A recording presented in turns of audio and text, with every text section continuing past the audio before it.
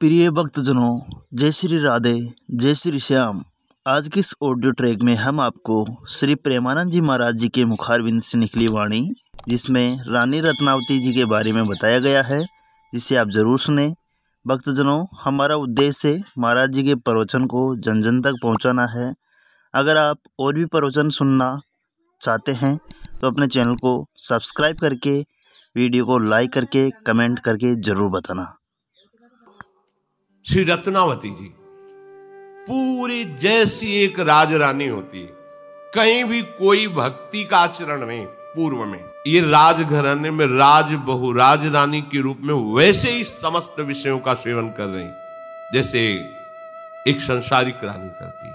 कहीं भी कोई भागवतिक पहला वर्णन नहीं। आमेर के राजा मान सिंह जी, उनके छोटे भाई माधव सिंह जी, उनकी रानी थी रत्नावती जी। इनके समीप एक दासी सेवा करती थी जो निजंग सेवी थी।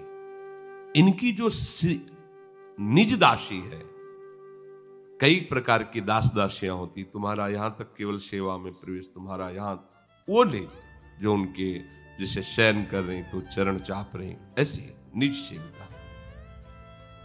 वो वृंदावन से अपने चित्त को जोड़े हुए थी बचपन से। जब ये ब्याह करके आई रानी तो इनकी दास्ता में वो लगी और वो पूरे वृंदावन के रंग में रंगी हुई थी।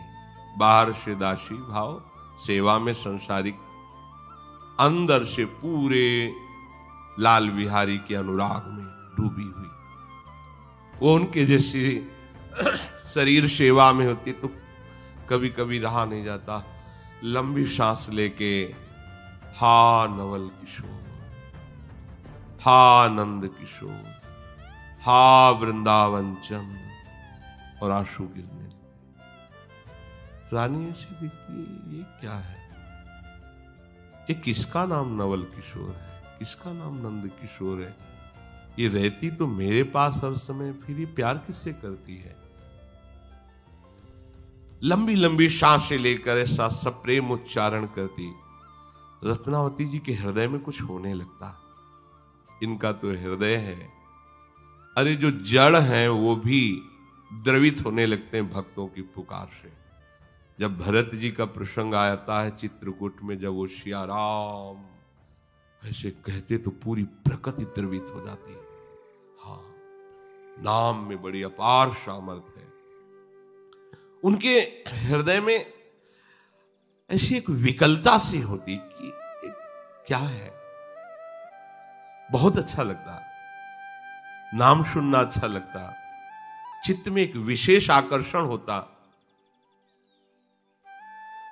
और ये वो नहीं जानती थी कि ये भगवान नाम है, ये भगवत प्रेम है, ऐसा कुछ नहीं, पर एक आकर्षण। वृंदावन चंद, नवीन किशोर, ऐसे यहां ब्रज के जो प्रभु के नाम है वैसे, जैसे शास्त्रीय नामों में पुराण पुरुषोत्तम, भगवान ऐश्वर्य, यहां लाल बिहारी, नंद किशोर, ऐसे बहुत प्यारे दुलारे माधुर्य रस से भरे हुए प्रभु के इन नामों की मिठास तो जो ब्रज उपासना में है, उन यहां तक कि प्रभु को स्वयं बहुत इधर की लीला प्रिय, जिसे द्वारिका में है, जगन्नाथपुरी में, ये प्रभु ही है, श्री कृष्ण है। पर इस लीला को सुन करके, इन भावों को सुन करके वो भी प्रेम विकल हो जाते हैं। नामोच्चारण करना ये भक्त का प्रधान लक्षण है। दासी का अश्रु प्रवाह करते हुए ऐसे नाम उच्चारण करना कि उसमें एक आर्त भाव छुपा था, एक पीड़ा छुपी हुई थी। हा नंद किशोर, हा वृंदावन चंद। रानी ने एक दिन पूछा, ए तुम क्या बार बार बोलती रहती हो, ये कौन है नंद किशोर, ये किसका नाम लेती हो?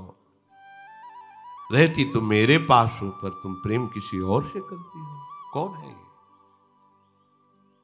पर पता नहीं मेरा हृदय क्यों खिंच जाता है जब तुम कहती हो हा वृंदावन चंद, हा कुंज बिहारी, मेरा मन खींच रहा है, परिचय बताओ, ये कौन है, क्या है ये, आंसू क्यों बहा रही हो? दासी ने आंसू बहाते हुए कहा, आप तो राजभोग करो, आप इसकी बात मत सुनो, ये रोग है रोग, ये चढ़ जाएगा तो सब भूल जाओगे, ये राजभोग, आप तो भोग भोगो, खूब ऐश्वर्य है, ये बात मत पूछो, ये बात आपके राजभोग को नष्ट कर देगी। अब तो जैसे कोई घूंघट में मुंह छुपाए तो देखने का मन होता ही है, ऐसे जैसे ऐसे कोई चले तो लगेगा, और खुला चले तो कौन देखे, घूंघट में अब कोई बात छिपाए, अरे पूछो मत, नहीं नहीं मत पूछ, तो आपको ऐसी जिज्ञासा होगी कि अब तो पूछ के ही रहेंगे, अब तो वो मतलब जिज्ञासा होती है। रानी विकल हो गई, अब बताइए, बताओ ना कौन है ऐसा, क्योंकि आप जब बोलती तो मेरा भी चित्त खिंचता है।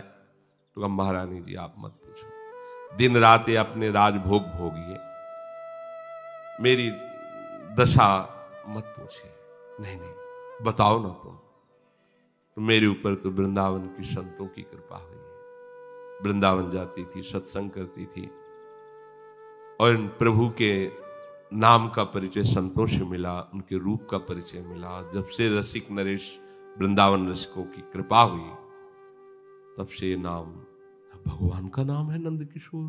हाँ हाँ, अच्छा तो आप भगवान को पुकारते हो, ये भी पता नहीं था इनको। देखो अब ये पूर्व का जो कुछ साधन बना होगा, तो उनको दासी का संयोग, जैसे कल उनको बड़े भाई का संयोग मिला, विषय तो देते हैं, साथ में अंगरक्षक भी दे देते हैं जो तुम्हें बचा लेगा, विषय तो दिया, पर दासी ऐसी दे दी जो महाभागवत प्रभु के रंग में डूबी हुई। रानी ने विशेष आग्रह करके, देखो दासी ने कहा, देखो अभी आप चैन से जी रहे हो ना, जी लो, अगर हमारी बात सुनोगी, हमारी बात पकड़ोगी, तो तुम्हारा चैन नष्ट हो जाएगा, हो सकता है तुम्हारा शरीर सहन न कर पावे, रहने दो। अब तो रानी को और उत्कंठा बढ़ी, कृपा करो, ये शब्द निकला, ये शब्द ही अधिकार देता है आंतरिक रहस्य बताने का। जब तक स्वामी बनकर आदेश देते रहो, तब तक इसका अधिकार नहीं। श्री रत्नावती जी अब तो हर समय दासी के पास ही, कहने को दासी, वो गुरु पद में विराजमान, उसके मुख से सुंदर भगवत चर्चा, संत चर्चा, नाम महिमा, ऐसे प्रभु के गुण, प्रभु के रूप सुनती रही। अब सुनने का परिणाम यह हुआ कि अभिलाषा जागृत हो गई, कैसे देखूं, कैसे देखूं अपने प्रभु को, प्रभु का दर्शन कैसे हो। रानी ने दासी के चरण पकड़े और रो रो के कहा, एक बार केवल मुझे मनमोहन के दर्शन करा दीजिए, एक बार। देखो कैसा रंग, ये पीछे से की हुई भगवत भक्ति का चमत्कार कि ऐसे महापुरुष का जो दासी स्वरूप में उनका सानिध्य प्राप्त हुआ, रो के कह रही, मनमोहन के दर्शन करा दीजिए, आपसे सच्ची कहती हूं कि मैं जीवित नहीं रह पाऊंगी। रानी ने कहा, अब मैं, ये मतलब कितनी बड़ी बात है, जन्म के जन्म लग जाते हैं, भक्ति का रंग नहीं आता, फिर मिलने की प्रबल, ये तो अंतिम परिणाम।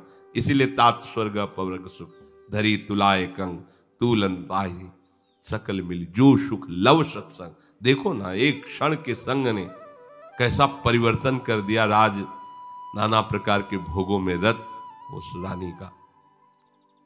देखो मेरे हृदय में आशा बढ़ती जा रही हूं, मैं जीवित नहीं रह सकती, मुझे एक बार दर्शन करा दो। वो क्यों दर्शन नहीं देते हैं? दासी ने कहा कि दर्शन पाना तो बहुत कठिन है, बहुत कठिन है। राजा लोग राज्य छोड़कर विरक्त होकर धूल धूसरित तन होते हैं, पर वो भगवान का दर्शन पा लें, ऐसी बात नहीं होती। भगवान का दर्शन तो एकमात्र उपाय है कि हमारे हृदय में उनके प्रति प्रेम प्रकट हो जाए, और प्रेम सेवा से प्रकट होता है।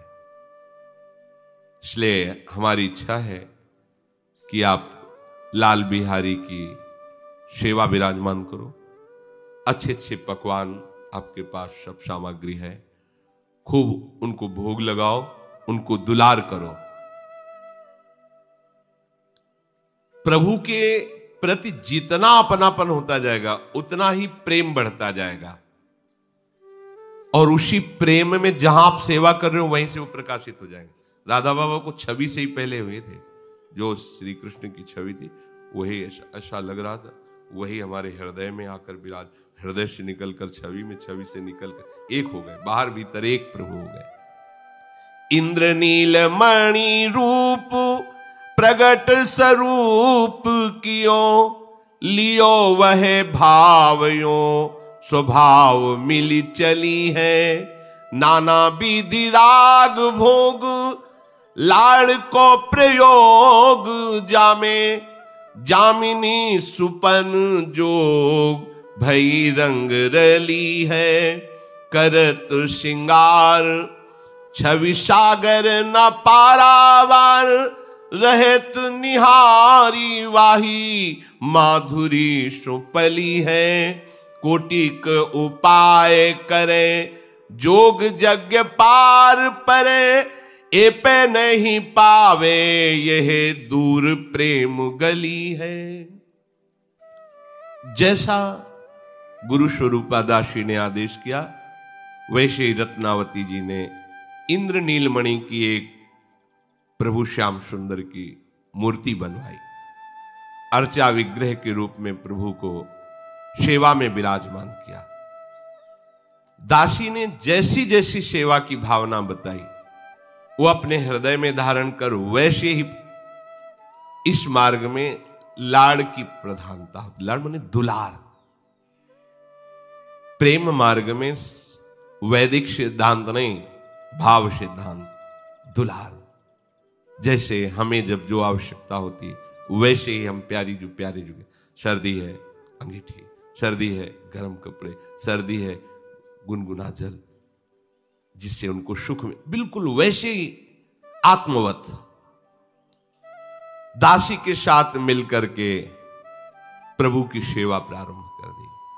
अब रानी थी, संपत्ति की तो कमी नहीं, सुंदर सुंदर आभूषण श्रृंगारित करना, प्रभु को भोग लगाना, प्रभु को शयन कराना, और जब शयन करती तो देखती कि स्वप्न में भी वही सेवा कर रहे हैं। ये ऐसे प्रेम होता है। जागृत में तन्मयता हुई तो स्वप्न में भी देख रहे हैं, ऐसा ही होता है। बिना प्रगट सेवा के बहुत दूरी है प्रेम गली, ए पे नहीं पावे ये दूर प्रेम गली है। इसीलिए देखो सब सेवा परायण रहते, धाम है प्यारे जू की सेवा। अब तो और गहरा प्रेम रंग चढ़ा, स्वप्न में भी वही सेवा।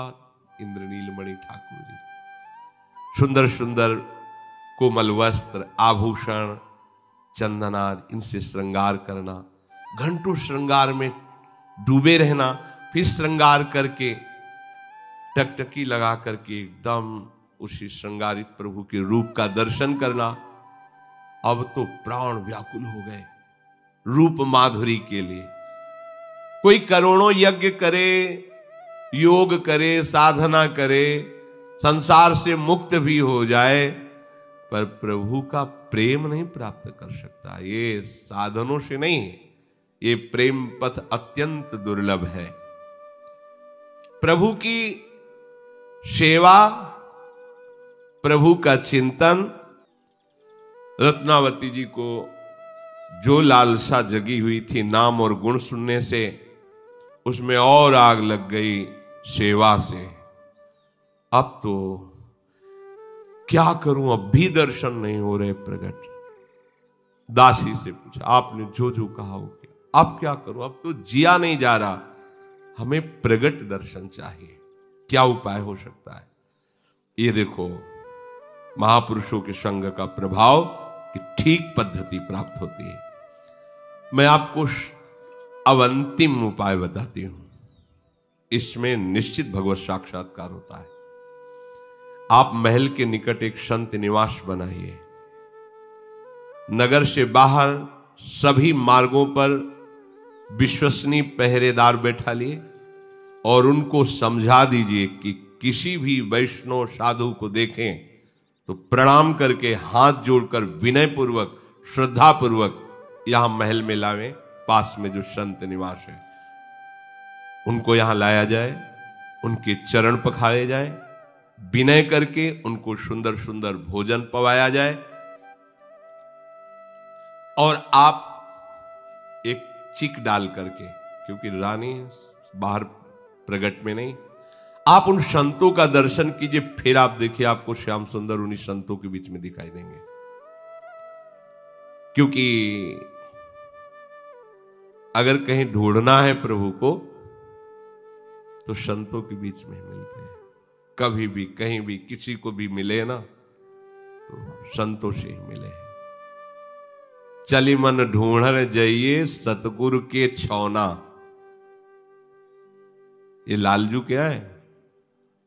गुरु के लाडले हैं, संतों के लाडले हैं। सिर के साटे पाइए ये राम खिलौना। देहाभिमान छोड़कर सदगुरु के हाथ बिक जाओ तो ये उनके छौना है, आपके खिलौना बन जाएंगे। प्रेम जंजीर जराए के गही राखो भाई, इन संतन के मोहते मिली है रघुराई। जो आसक्ति संसार में बंधन का कारण है, भगवान कपिल देव जी कहते हैं, वही आसक्ति यदि संतों से कर ली जाए तो मोक्ष का खुला हुआ द्वार है। जो मोह संसार के बंधन का हेतु है, श्री मलुकदास जी कह रहे हैं, प्रेम जंजीर जराए के गही राखो भाई, इन संतन के मोहते मिली है रघुराई। कृष्ण कृष्ण नित पढ़त है, सुचिते चित लागे, पाए टिके नहीं पाप के सब ही दुख भागे। कह मलूक सब छाड़ के गहिले ये हाला, जोई जोई मूरत संत की सोई देख गोपाला। संत के रूप में भगवंत ही विराजमान है, आपको ऐसा अंतिम में अनुभव हो जाएगा। ऐसा ही किया। सबसे बढ़िया बात रत्नावती जी की है कि जिस दिन से स्वीकार किया गुरु पद में दात, एक भी बात नहीं काटी, जैसा वो आदेश करती गई। अब महल के बगल में आदेश हुआ संत निवास की रचना। बाहर पार्षद लगा दिए गए सेवक, जहां कोई दूर दूर संत वैष्णव आदर के साथ उनको वहां पास में जो संत भवन था, संत निवास था, लाए, उनका चरणामृत उतारना, भोग पवाना। महल के समीप संत निवास, वहां भगवान के प्यारे भक्त जन आने लगे। खूब नाम कीर्तन, भगवत चर्चा हो रही, सुंदर उनकी सेवा, भोग पकवान आदि से। अब जब ये बात संतों में फैल जाती कि वहां बहुत साधु सेवा होती, बड़ा भगवत वातावरण, नाम कीर्तन, भगवत चर्चा, तो जो ब्रजभूमि के कुछ संत मंडली भ्रमण करती थी, जो सदैव ब्रजेंद्र नंदन के प्रेम में रंगे रहते थे, युगल किशोर के नित्य लीला विहार के पदों का ही गायन करते थे, बड़े भाव में रहते, वो पहुंच गया। अब वो संत निवास में प्रिया प्रीतम के पद गा रहे थे, नेत्रों से अश्रुधारा बह रही थी। प्रेम मगन उन रसिक संत के स्वरूप को रानी ने चिक के अंदर से देखा, व्याकुल हो गई। क्या ये बंधन है कि मैं ऐसे संत के समीप नहीं बैठ सकती? रानी ने दासी से कहा, मैं नहीं रुक सकती, इन संत के समीप जाऊंगी, इस संत मंडली के चरणों में प्रणाम करूंगी और इनके पास बैठ करके ये भगवत चर्चा सुनूंगी। दासी ने कहा, आप ऐसा बिल्कुल मत सोचिए, आप रानी हैं, महल से बिल्कुल नहीं बाहर जा सकती आप। रानी ने कहा, अच्छा बताओ कौन सा अंग रानी, मैं अभी काट के फेंक देती हूं, मुझे जाना है। कौन सा अंग ऐसा है जो रानी है, मैं अभी उसे हटा देती हूं। कहां रानी पने की मुहर लगी है, क्यों मुझे रोका जा रहा है? अब मैं ऐसे दूर से संत संग नहीं, समीप जाऊंगी। कहते कहते रानी उठी, चल पड़ी। दासी ने हाथ पकड़कर रोक लिया। रानी बोली, देखो अब मुझसे रहा नहीं जाता, आप विचार करके बताइए कि ये कुल की लज्जा लेकर बैठूं या इन संत महापुरुषों के नेत्रों से झरते हुए प्रेमामृत, मुख से झरते हुए वचनामृत और उनके समीप बैठने का जो सुख है वो लूं। अब मुझसे नहीं रहा, ये दुख नहीं सहा जाएगा, मैं उनके सानिध्य को नहीं छोड़ सकती। रत्नावती जी ने अपनी दासी गुरु से कहा, मैंने सब सोच विचार कर देख लिया, अब यदि सुखसार प्रभु को प्राप्त करना है तो मुझे इस रानीपने का, लोक लज्जा का, कुल की मर्यादा का पूर्णतः त्याग करना होगा। मैं रानी बनकर के अब नहीं रह सकती। कहा था शुरू में दासी ने, मत पूछो, तुम्हारा ये सब जो राजभोग है सब नष्ट हो जाएगा। अब मेरा स्वादन है श्री कृष्ण की लीला, श्री कृष्ण का रूप। आज से मैं कोई भी लोक लज्जा, कुल मर्यादा और रानीपने को बिल्कुल नहीं रखूंगी, आपकी भी बात नहीं मानूंगी। दासी हाथ पकड़ के रोकती रही, जो गुरु स्वरूपा बिल्कुल नहीं रुकी, उतर गई। पहली बार राजमहल से ऐसे, वो तो कदम पे पालकी, हजारों सैनिक ऐसे चलते थे, अकेले जा रही, जहां संत समाज विराजमान, पद गायन हो रहा है, पीछे पीछे दासी भयभीत होके ये क्या हो रहा, मतलब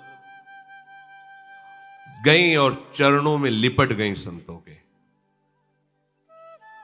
प्रार्थना की, आज हम अपने हाथ से परोस परोस कर आप सब संतों को पाएंगे। संतों ने देखा आंसू चल रहे, रोमांच हो रहा है, ये तो महाभागवत है। तो उन्होंने कहा कि ठीक है, आप अपने हाथ से पवा, नहीं तो प्रायः रजोगुणी लोगों के हाथ से पाने से भजन में बिग नहीं पड़ता। पर देखा कि रानी अब कितना बड़ा सौभाग्य, अपने हाथ से सुंदर सुंदर पकवान और लीजिए, संतों को पवा रही। प्रसाद पवाने के बाद हाथ जोड़कर सब संतों से प्रणाम की मुद्रा में कहा, आप लोग मुझे वही आज्ञा करें जिससे मुझे श्याम सुंदर दिखाई देने लगे। मैं क्या करूं, आपको कैसे सुख पहुंचाऊं कि श्याम सुंदर प्रसन्न हो जाए? क्योंकि दासी ने कहा कि अगर संत प्रसन्न हो गए तो लाल गोपाल वहीं प्रकट हो जाएंगे। संतों ने अच्छी प्रकार से ये जान लिया कि ये तो प्रभु के अनुराग में डूबी हुई है। संतों ने आज्ञा कर दी, अब तुम्हारी जैसी मन में आवे, जो पवाना हो जाए, खूब सेवा करो। अब तुम्हारे लिए कोई कि तुम ना नजदीक नहीं आ सकती, छू नहीं सकती, ऐसा नहीं। आप स्वेच्छा से रानी सेवा में, पूरे नगर में ये बात फैल गई। ये तो बड़ा आश्चर्य, राजघराने की राजरानी बाबाजियों के बीच में ऐसे ही, पर्दा नहीं, पालकी नहीं, सैनिक नहीं, ऐसे ही जैसे बेटी अपने पिता के पास कैसे जाती, पर्दा करके जाती है, ऐसे। अब ये बात तो फैलेगी, राजा तक जाएगी, विरोध प्रकट हो।